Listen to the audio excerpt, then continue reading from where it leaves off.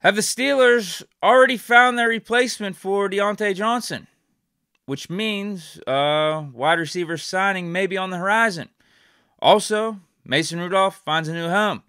And the last thing we'll be talking about today is the Steelers re-signing of their special teams ace. But good morning on this fine Thursday. I hope everyone's doing well.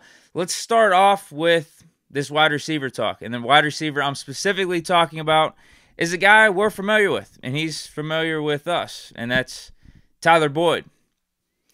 He did say he's a free agent receiver. We've been talking about the potential connection for the last several weeks, and it's clear and obvious. We get why he's from here.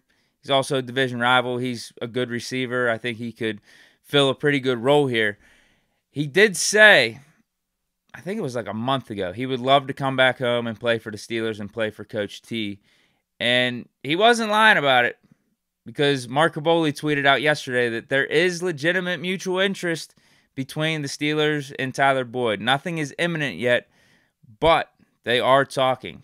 And I hope so, because all we got right now at receiver is Pickens and Calvin Austin. We need something else.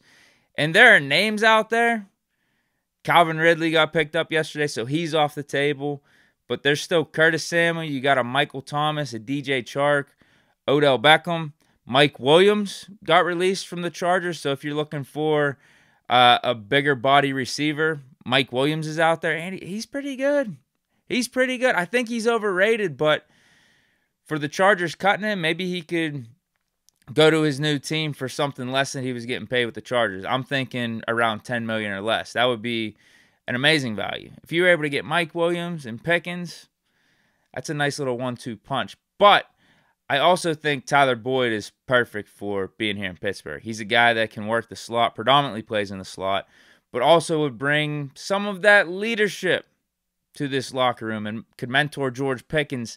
The dude, I already mentioned, is from here, went to the University of Pittsburgh, knows what it means to be a Steeler. Even though he's never played for the Steelers, he grew up watching them. He's been in the city of Pittsburgh like all of his life. He knows it. He knows Pittsburgh. He knows what Steeler football is supposed to look like.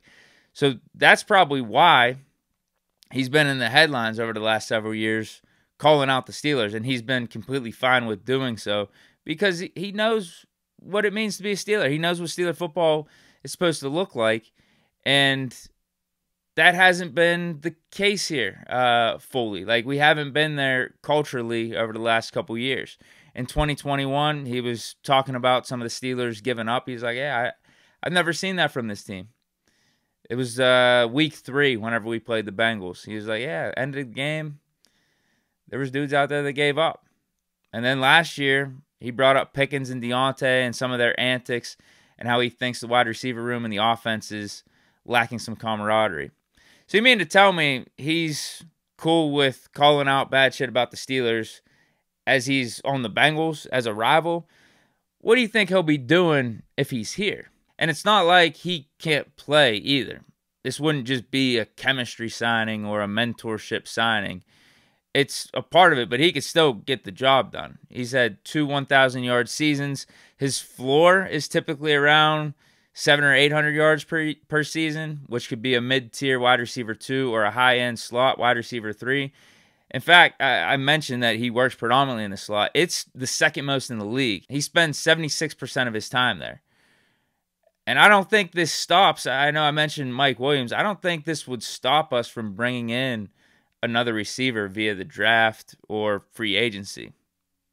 Like, this would be a great piece to the wide receiver room. Right now, no-brainer. I think it makes too much sense. So hopefully this happens. Like, we could still sign Tyler Boyd. Hopefully the amount's around like $6 or $7 million, 1 or 2 year deal. But then you get another big guy. Like, you get another guy across from Pickens. You have Tyler Boyd working the slot, but you pick up a dude like a Ladd McConkey in the draft. One of these like big high-speed receivers that are coming out.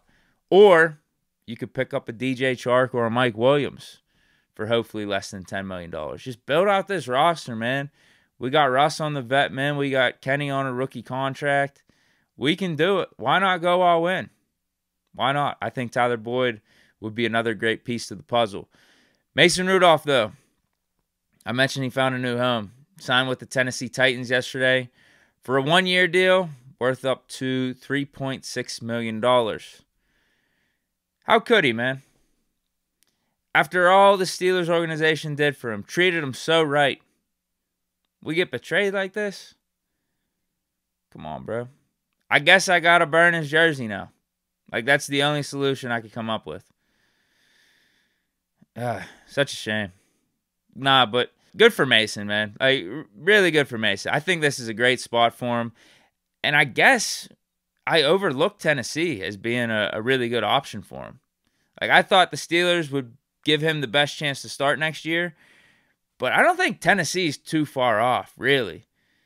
Because they're not going to draft another quarterback since they took Levis in the second round last year. But yet at the same time, it's a new regime that didn't draft Levis in the first place, so I don't think they're that tied to him. And I also don't really think Will Levis is that good. So Mason could, in my opinion, easily beat him out this offseason. So best of luck to Mason, man. Those last 4 games of 2022 where he helped save the season, save Christmas, got us into the playoffs, all that, like, that was a moment, man.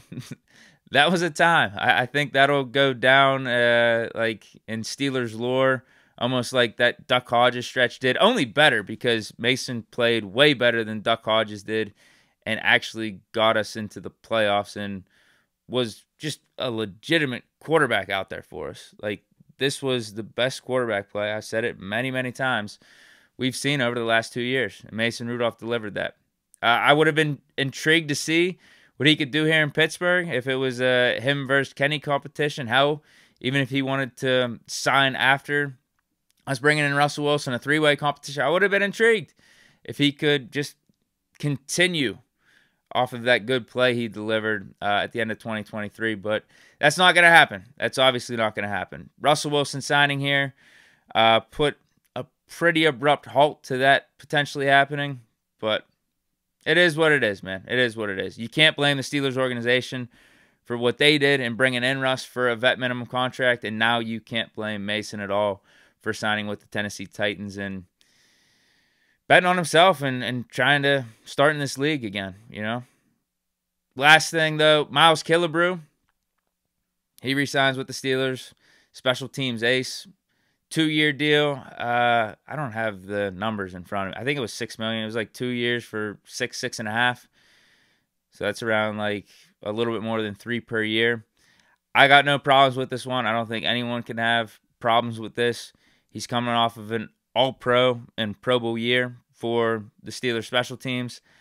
I'll pay a little over $3 million for that if we get 2 punt blocks a year, which is basically what Killebrew does for us. He's done that 2 of the last 3 years he's been here.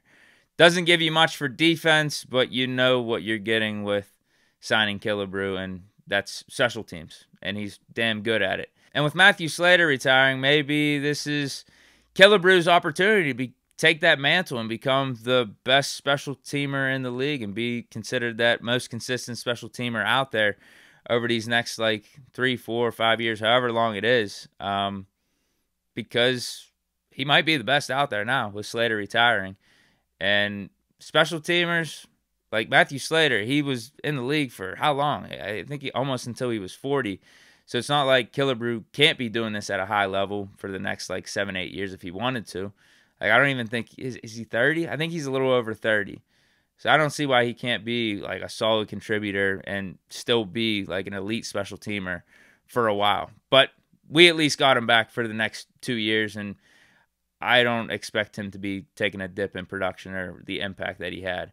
But that's it for today's show. I hope you guys enjoyed. Let me know your thoughts on the mutual interest from the Steelers and Tyler Boyd. Hopefully he signs soon. I know Kaboli said nothing's imminent, but hopefully a signing happens today or tomorrow. Mason Rudolph signing with the Titans. What do you think about that? And Miles Killebrew coming back. Stay chilling. Peace.